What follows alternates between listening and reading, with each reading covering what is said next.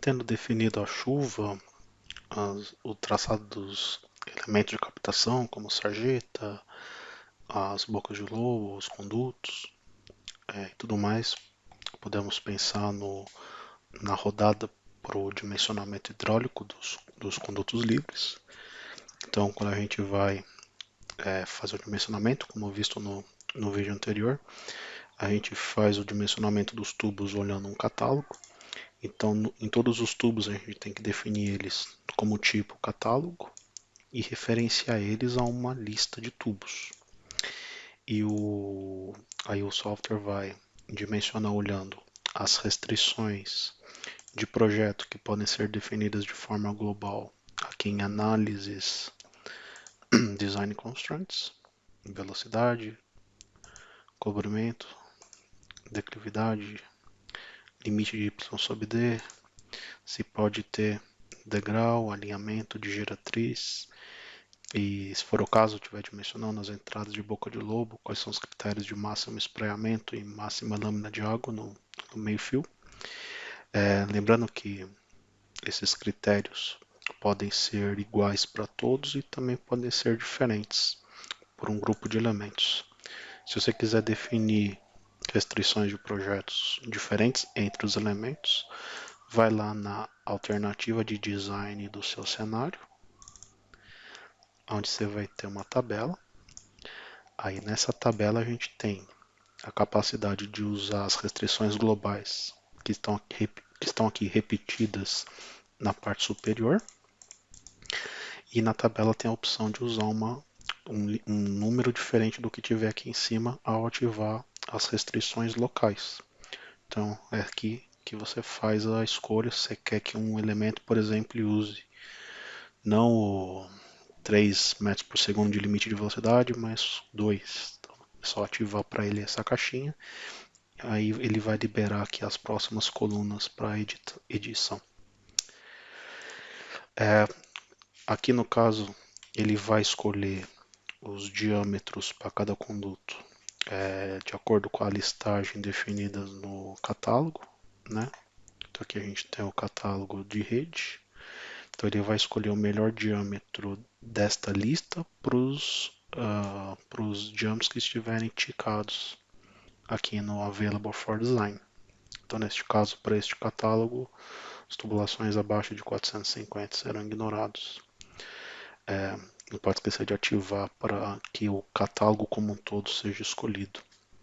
Se você quer que os tubos que conectem a boca de lobo com o PV tenham a opção de diâmetros menores, só eles, a gente pode criar um segundo catálogo, vamos chamar de condutos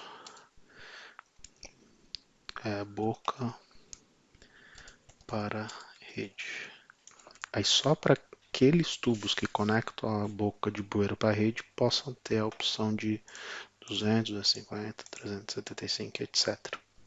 E tendo aqui os dois catálogos, evitar ter nos dois o mesmo material. Então aqui no novo vou colocar concreto 2. Depois você manter os mesmos materiais, ele guia entre os catálogos pelo material. Então ele pode, por um tubo ligado à boca, usar o outro catálogo. Então é bom distinguir também no nome do material.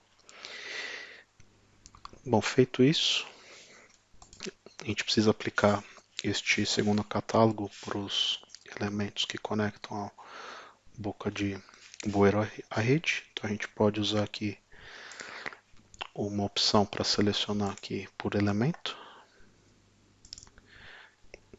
Então aqui eu tenho todas as bocas de bueiro selecionadas. E aqui no menu View tem aqui uma ferramenta bastante interessante que são as queries, que tem alguns métodos de seleção já pré-definidas. Então aqui dentro da pastinha pré-definidas, em Network Trace, tem uma opção que ele faz a seleção dos elementos adjacentes. Então ele vê os elementos selecionados e vem aqui e seleciona os elementos adjacentes, no caso os links, os elementos lineares adjacentes. Aí ele vai selecionar os tubos que a gente quer E vem também, no caso, as sarjetas, mas não tem problema. Como a gente tem aqui uma opção para abrir por tipo, então eu posso usar uma opção que ele abre as propriedades dos elementos selecionados, que são os condutos. Então, tendo eles iluminados e selecionados, botão da direita Edit Group, aí tem a opção para abrir uma Flex Table, no caso de Conduit, aí ele abre lá os 32 elementos que a gente quer. Então a gente precisa aqui trocar o catálogo com Global Edit, trocar aqui para os condutos boca para rede, e não esquecer de trocar o material. Vejo que eu não tenho aqui a coluna material, então se você tiver por uma coluna faltante, é só clicar com o botão da direita em qualquer lugar, em qualquer cabeçalho. Você pode aqui adicionar uma coluna, no caso aqui para material, rapidamente. Então aqui vai ser material 2, concreto 2. Então ele vai dimensionar olhando as restrições de projeto. No caso, para os tubos de rede, o que conecta a boca de lobo à rede vai ter a opção de diâmetros pequenos, e para as redes principais já parte de 450. Então aqui eu já tenho o meu cenário com a definição de cálculo para usar o método racional, que tem a opção de design. Design que vai ser usado para trocar os diâmetros dos condutos, além do tamanho das cat bases, né, das bocas de bueiro. Ele vai procurar trocar para ter o projeto ótimo. Então aqui fazendo o cálculo, aqui ele pergunta se quer manter a alternativa física existente intacta ou se pode trocar as informações já existentes da alternativa do cenário. No caso são as informações de diâmetro e cota de fundo. Então, no caso não é necessário. Estava tudo o valor default, né? Então aqui, uma vez calculado, a gente vai ver que tem lá os, por exemplo, para esse aqui que é o diâmetro, é um tubo que conecta a boca de lobo à rede, tem lá a rede de 200. Já esse aqui, que é uma rede principal, começou em 450. Sempre bom olhar as notificações. Então aqui eu tenho algumas notificações, pois eu usei para tempo de concentração um valor muito igual ao mínimo, que é 5 minutos. Eu tenho alguns trechos que teve problema com velocidade e declividade mínima. Tem aqui no caso para o cálculo dos inlets, no caso eu estou usando a opção de engolimento máximo, então ele avaliou que para 60 litros, no caso aqui, foram iguais para todos, então há algumas bocas de lobo que o espraiamento excedeu o limite, que no caso aqui foi definido como 2 metros. Uma outra forma, que no caso são as notificações totais, né, da sua rede, mas se você quiser ver por elemento, você pode vir no elemento e nos atributos. Aqui em resultados tem as mensagens. Então aqui eu tenho duas mensagens para esse elemento.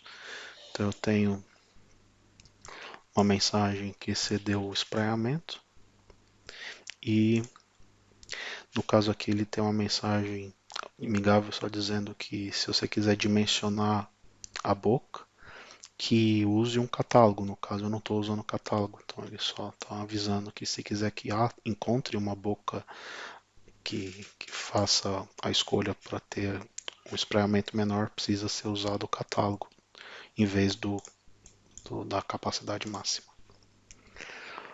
No caso aqui para os tubos, mesma coisa. Dá para vir aqui num tubo, ver as mensagens. Então aqui para esse tubo tem um problema de recobrimento mínimo.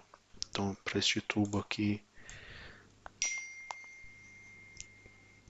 está dando um cobrimento mínimo. Se a gente filtrar aqui por cover, então ele está aqui no mínimo de 86.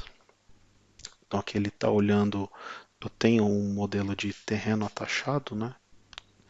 Então se a gente olhar aqui os perfis, então aqui eu tenho alguns perfis já criados. Então aqui na rua 2, se a gente olhar aqui no começo, tem uma leve depressão. Então se o seu DTM tiver uma qualidade muito boa, você pode usar a opção de verificar o cobrimento ao longo da rede. Se o seu DTM tiver alguns ruídos, pode-se aqui no Design Constraints em Cover não usar o cobrimento ao longo do tubo. Então aqui no caso eu não usei. Então se eu ligar essa opção e redimensionar, ele vai levar em consideração a depressão. Aí este tubo aqui vai ter um aprofundamento.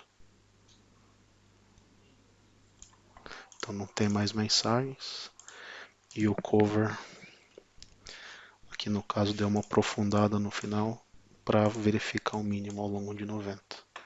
Então, muita atenção a usar a opção de verificar o cobrimento ao longo do tubo pelo DTM, por causa se tiver algum ruído, se o DTM não for tão preciso, às vezes não vale a pena usar.